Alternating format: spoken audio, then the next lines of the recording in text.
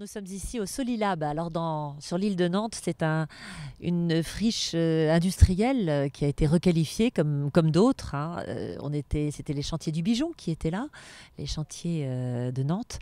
Et le Solilab, c'est un incubateur de l'économie sociale et solidaire.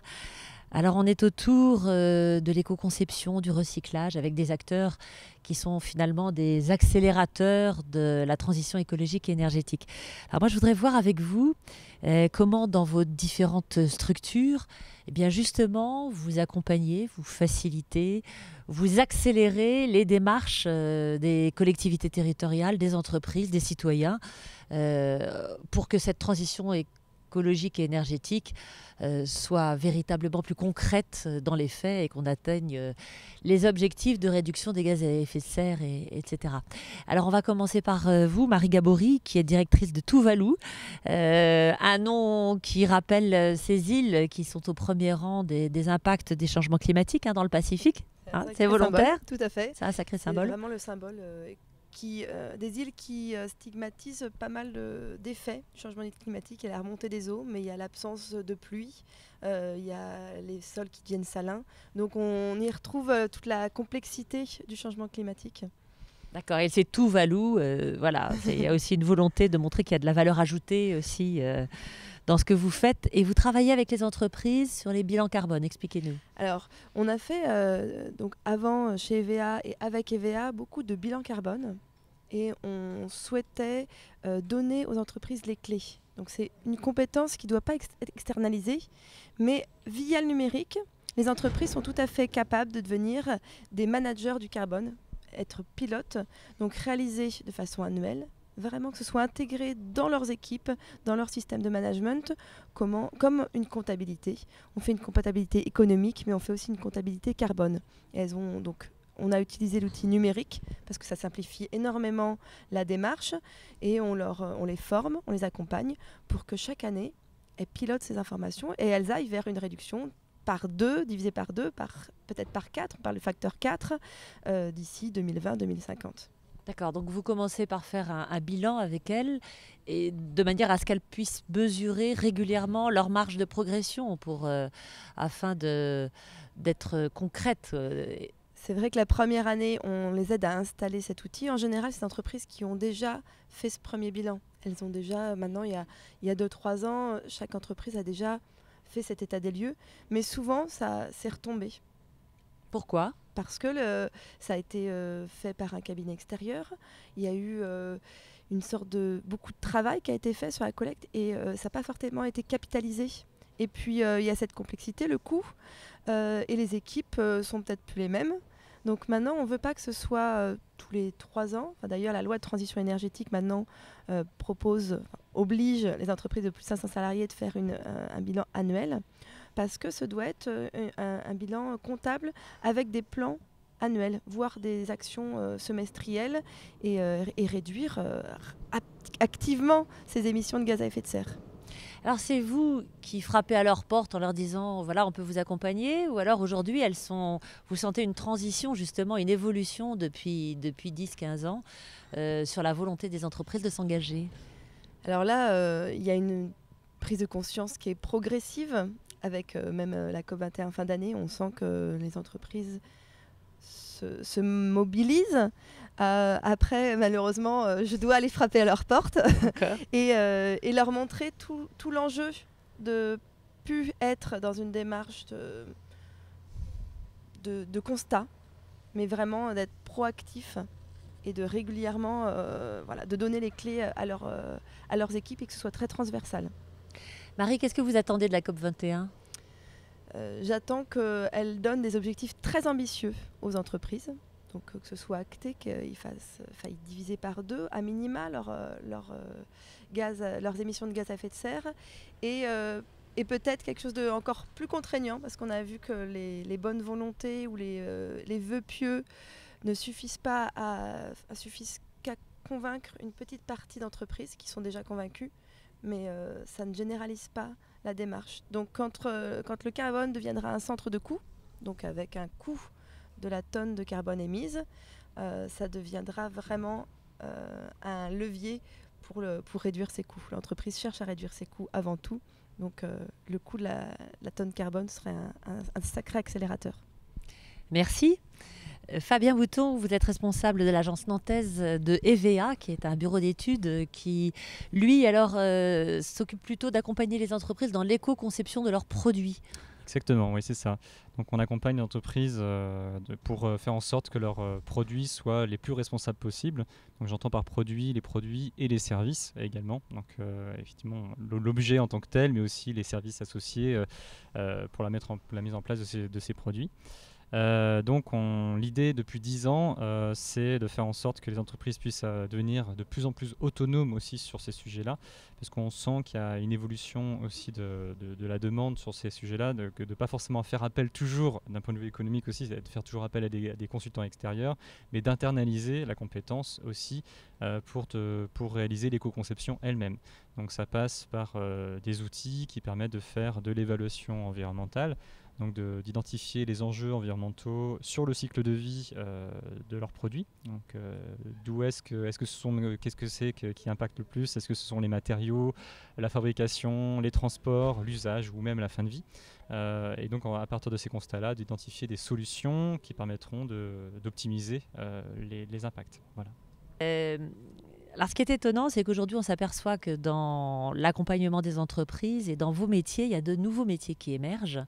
Et on a l'impression aussi que finalement, ça fait le numérique, enfin, ces outils numériques, donc font appel, j'imagine, à des informaticiens. Quel est le profil des gens qui travaillent dans vos entreprises, dans vos structures?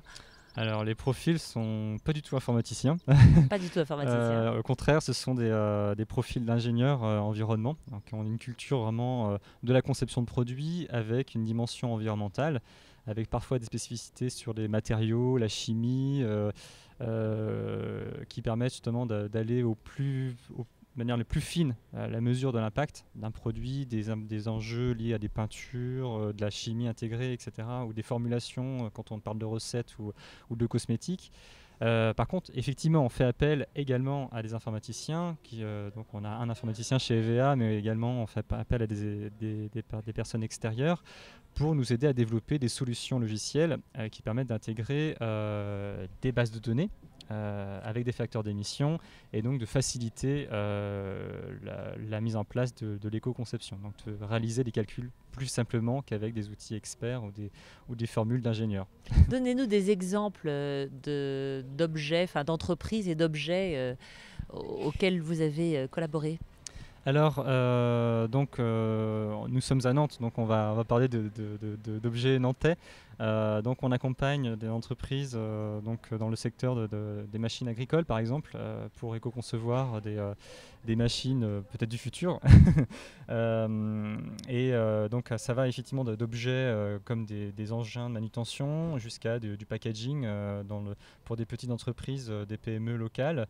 Donc c'est très très large en fait notre intervention, parce qu'on intervient également pour les chantiers navals de l'Atlantique aussi sur des sujets d'évaluation environnementale ou même d'éco-conception pour intégrer des solutions éco-innovantes dans des bateaux de demain aussi.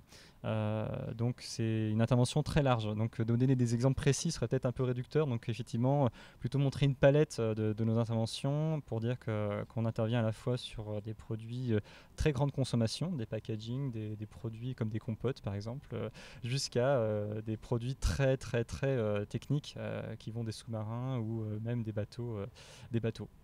Alors on est à une époque où ça y est, toutes les entreprises ont bien compris qu'elles avaient besoin d'éco-concevoir, ou alors il faut encore convaincre de la nécessité de passer par cette phase? Alors, il y a un peu des deux. Je pense que les entreprises sont de plus en plus convaincues, oui. Par contre, il y a le pas à franchir pour y aller. Il y a encore le frein économique qui fait que parfois, quel est le bénéfice, on va dire, économique de lancer une démarche d'éco-conception, à la fois pour mon entreprise, mais aussi pour le consommateur ou pour le client finalement. Parce qu'en fait, il ne faut pas qu'un produit coûte plus cher parce qu'il est éco-conçu. Ça, c'est pas une volonté de la démarche. Donc il faut trouver les bons leviers pour qu'on puisse trouver le bon levier d'éco-conception pour pas que ce soit plus cher, mais en même temps que ce soit performant d'un point de vue environnemental. Voilà. Donc ça c'est un levier et un frein qui est très important. Qu'est-ce que vous attendez de la COP 21 ? Un peu comme Marie, c'est des objectifs, ne serait-ce que des objectifs clairs pour que les entreprises puissent se lancer sur ces sujets-là. Et c'est aussi simplement de partager aussi des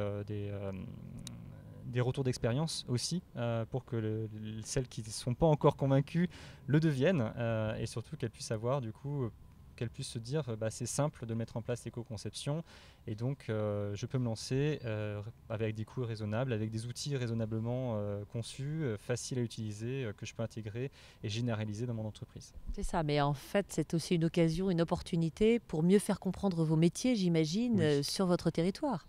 Oui, effectivement, ouais, tout à fait. Vous allez faire de la sensibilisation, de la communication pour vous appuyer, finalement profiter de ce formidable, cette dynamique pour faire comprendre quel rôle d'accélérateur, justement, quelle est votre contribution à ces enjeux ? Alors, effectivement, on n'attend pas la COP21 pour le faire, mais en tout cas, de tous les jours au quotidien, on sensibilise, on est les relais aussi des acteurs locaux, des institutions pour promouvoir la partie environnementale dans les entreprises, parce que souvent les entreprises ont une mauvaise connaissance des leviers de financement ou des leviers possibles pour lancer l'éco-conception.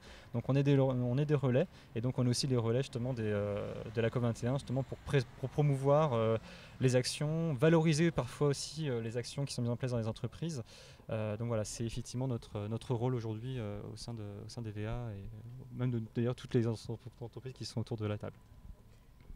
Pour la COP21, et à Nantes, on aura avant la Green Week. Donc un mois avant la COP21, on aura la Green Week.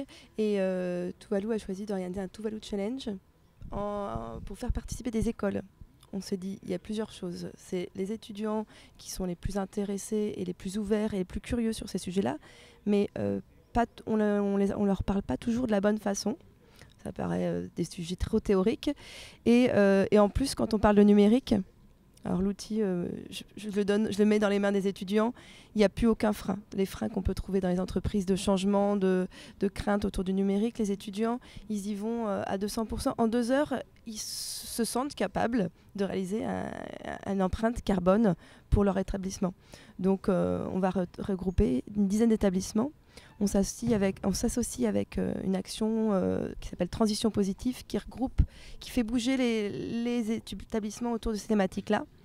Donc voilà le challenge. Et donc ces 10 établissements, les élèves vont restituer avant la COP21 leurs résultats, leurs feuilles de route, leurs diagnostics. Et avec le comité 21, ils iront présenter ça à la COP21. Merci. Et donc EVA interviendra aussi lors de la Green Week aussi pour sensibiliser à l'économie circulaire notamment et tous les leviers possibles, motiver les entreprises à participer et même à partager et à témoigner leurs actions sur l'économie circulaire. Merci. Olivier Humeau, vous faites partie du collectif Zéro Déchet. Alors, tout à fait.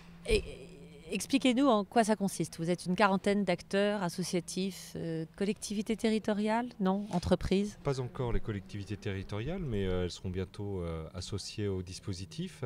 Le collectif est une émanation, on va dire, de la société civile, des entreprises, des activités économiques associatives qui souhaitent faire bouger les choses sur la problématique des déchets et surtout qui sont persuadés que l'objectif zéro déchet, comme on a pu le voir sur San Francisco, comme souhaite le faire la ville de New York aujourd'hui également, eh bien c'est quelque chose de possible. Et les acteurs qui font partie de ce collectif sont des organisations qui sont en prise avec la problématique des déchets, qui sont ou des professionnels du sujet, ou des personnes qui ont des compétences sur le sujet, et qui ont expérimenté des choses et qui leur ont permis de voir qu'il y a plein de choses qui étaient possibles, mais qu'on se heurtait finalement à des freins liés à la grosseur des organisations finalement, que ce soit des organisations institutionnelles ou des sociétés, des grands groupes.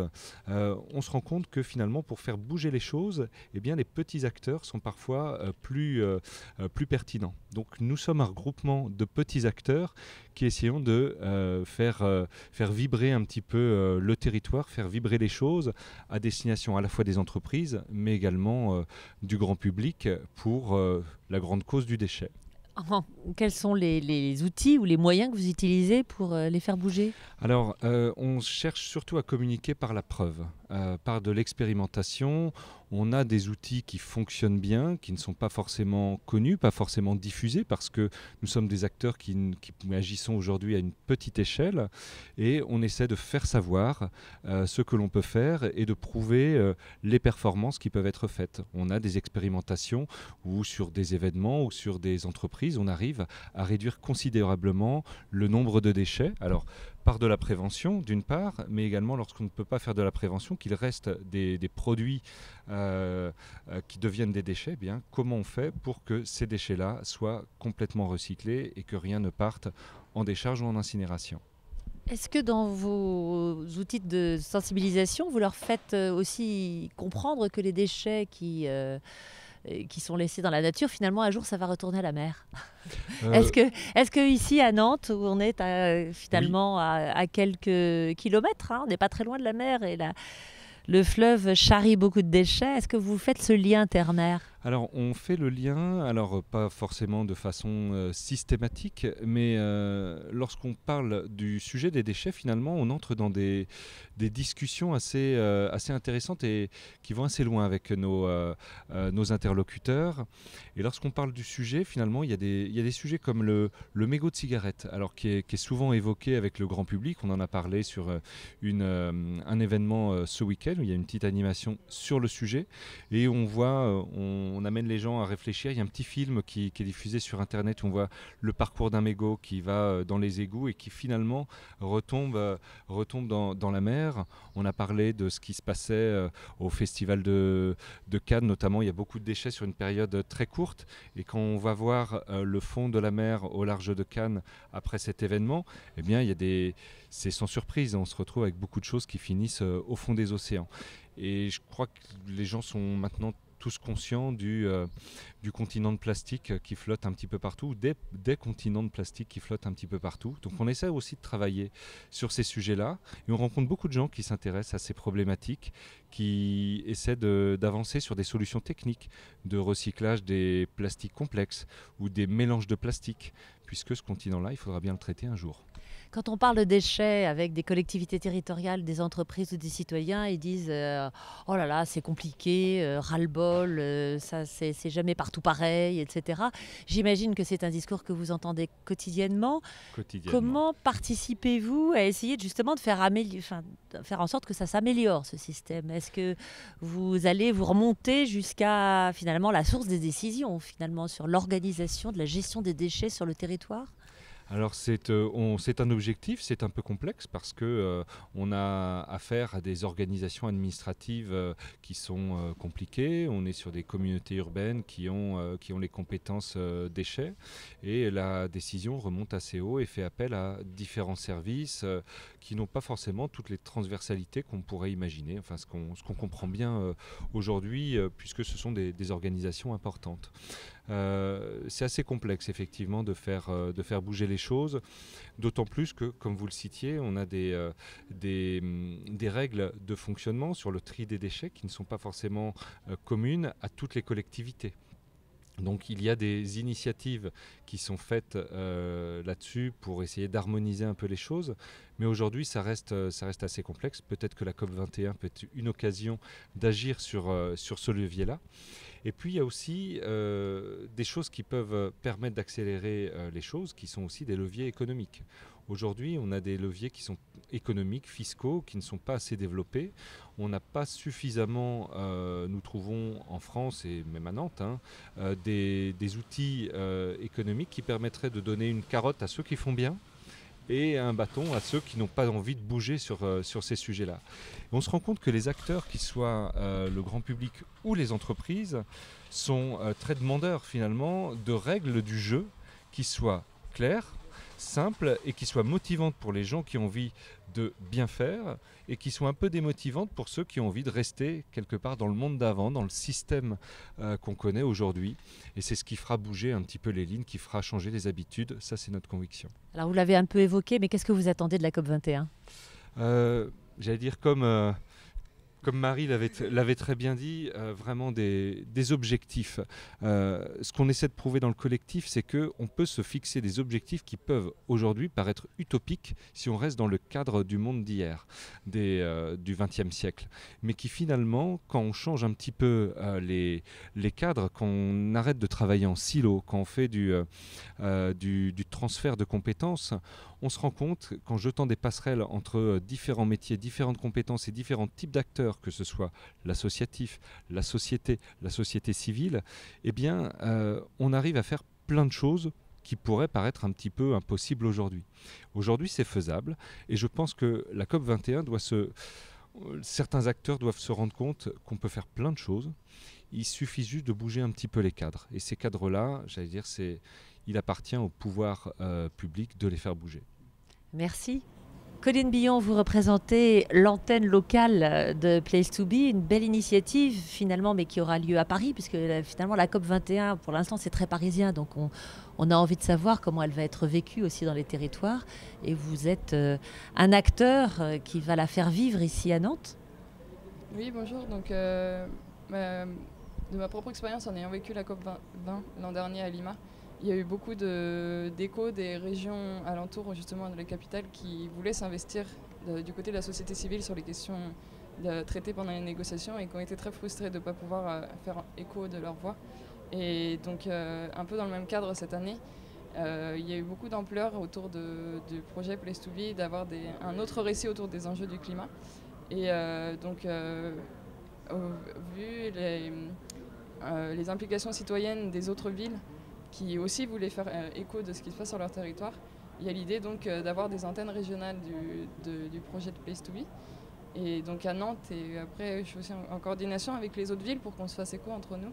L'idée c'est de faire écho donc, sous une autre forme que des médias originaux sur les initiatives qui se passent autour du territoire, des solutions durables vers la transition écologique. Et en même temps aussi pendant la Green Week, notamment d'avoir un espace qui permette de réunir des acteurs de disciplines totalement distinctes, que ce soit par exemple des journalistes, des infographistes, des designers, des écoles, qui vont traiter d'une thématique particulière et investir ce lieu, par exemple l'eau, qu'est-ce qui les inspire et quelles solutions ou quelle occupation de l'espace public peuvent-ils faire pour interpeller le citoyen. Donc vous allez éventuellement relayer les initiatives qu'on vient d'évoquer. En fait, il y a un travail qui se fait pendant toute l'année de relais, de relais des initiatives et de relais des activités porteuses de solutions innovantes. Et aussi pendant la conférence, d'avoir un lieu sur Nantes qui fasse écho avec Paris. Donc on peut avoir accès à la fois aux résultats des négociations entre guillemets qui est relié sur le lieu de Paris et nous faire écho de ce qui se passe ici pour montrer aussi les solutions et que les mouvements citoyens et au-delà des mouvements citoyens entre société civile, associatifs, entreprises, institutions essayent d'être porteurs de solutions. Vous évoquiez le fait que vous étiez à Lima pour la COP20. Oui. Est-ce que de l'avoir vécu de l'intérieur, ça vous donne de l'espoir pour la COP21 ou alors vous dites oh là là, cette histoire elle n'est pas gagnée? Et à Lima, ce qui était un peu particulier, c'est que j'étais sur le côté de l'organisation du sommet des peuples, donc le côté organisation de la société civile, qui est en parallèle de la COP20, de la COP en elle-même, des négociations internes. Donc on était un peu le outside. Ce qui est le côté très encourageant et positif, dirons-nous, c'est qu'il y a énormément de monde qui est venu des communautés plus reculées, qui ont vraiment des questions vitales, qui sont venus présenter là-bas et qui sont venus défendre et qui attendaient des choses.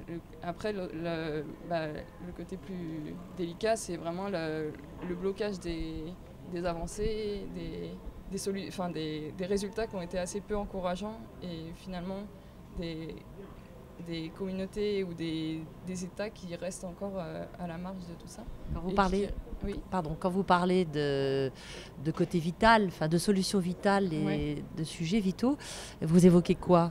L'eau, oui, surtout l'eau, l'alimentation, c'est quoi? Il va y avoir, si je prends un exemple sur le cas du Pérou, parce qu'on était au Pérou, des communautés qui sont à la fois complètement impactés par des activités d'extraction pétrolière ou d'extraction minière, et qui en sont totalement dépendants aussi, parce que c'est eux-mêmes qui travaillent sur les lieux, c'est eux-mêmes qui ont leur santé affectée, qui n'ont plus d'accès à l'eau, qui sont amenés à avoir à changer de lieu de vie, parce qu'ils n'ont plus accès à ces ressources propres, ils n'ont plus accès à la pêche, etc. Donc ça, c'est aussi des témoignages forts qui viennent démontrer et qui montrent que c'est eux les premiers impactés et que les solutions doivent être urgentes. Et même s'ils en font à leur propre échelle, ils sont source de solutions, mais ils ont besoin d'un soutien au-dessus d'eux. Est-ce que d'avoir vécu cette expérience-là vous fait dire que finalement les solutions ou les problématiques ici à Nantes ne sont pas celles des Péruviens?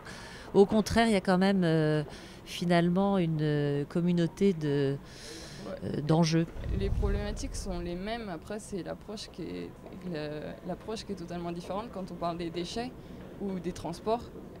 En soi, les questions des transports, par exemple, les questions des transports dans ces pays-là, qui sont des villes où le trafic est très fort, la question d'avoir des mobilités douces vont être entre guillemets les mêmes qu'ici, sauf que ça va être à une autre échelle de développement, je dirais, d'avancée. Les questions des déchets, c'est également la même chose. Les entreprises là-bas sont peut-être beaucoup moins sensibilisées, ou peut-être, mais en même temps, certaines actions citoyennes sont beaucoup plus avancées qu'ici, où on n'a pas autant d'emballage sur les produits, on n'a pas autant de choses vendues individuellement qu'ici on a totalement inventé. Enfin, il y a un échange aussi de savoirs qui doivent se faire des deux côtés, quoi.